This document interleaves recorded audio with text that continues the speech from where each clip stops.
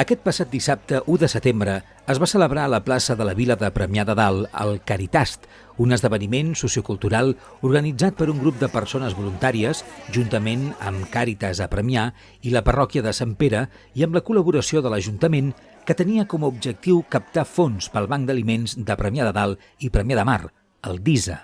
M'ha sorprès justament veure tanta gent que ha vingut a participar d'aquest acte solidari amb els seus plats i tanta gent que estic veient que ja està intentant comprar o comprant vals per poder-ne gaudir. Aquesta 5a mostra solidària de cuina va córrer a càrrec d'un grup de persones voluntàries veïnes de Premià de Dalt. D'altra banda, Tana Collados, periodista de Televisió de Catalunya, especialitzada en gastronomia, va ser l'encarregada de l'acte d'inauguració on també hi va ser present l'alcalde Josep Triadó.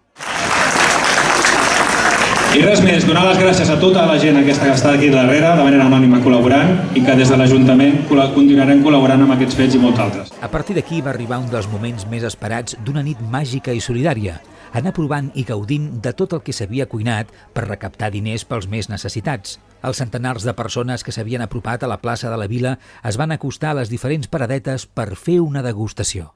Hombre, et dona satisfacció perquè és una labor que fas per als altres. Un cop més, la solidaritat dels veïns de Premià de Dalt va tornar a escenificar-se amb l'èxit del Caritast.